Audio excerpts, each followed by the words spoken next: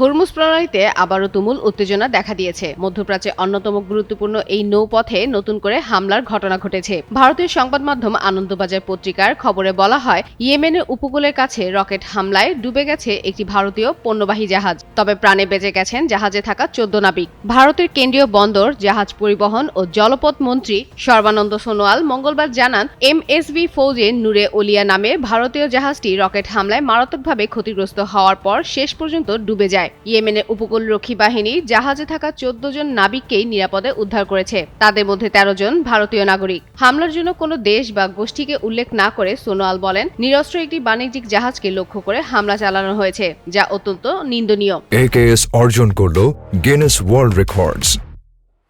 AKS তিনি জোর দিয়ে বলেন, নাবিকদের নিরাপত্তায় ভারতের সর্বোচ্চ অগ্রাধিকার। একই দিনে হরমুজ প্রণালীর কাছেই আরেকটি পণ্যবাহী জাহাজ ক্ষেপণাস্ত্রের আঘাতে ক্ষতিগ্রস্ত হয়েছে বলেও বিভিন্ন গণমাধ্যমে খবর প্রকাশিত হয়। হামলার পর জাহাজের কর্মীরা দ্রুত জাহাজ ত্যাগ করেন। তবে একজন নাবিক এখনও নিখোঁজ রয়েছে বলে প্রতিবেদনে দাবি করা হয়েছে।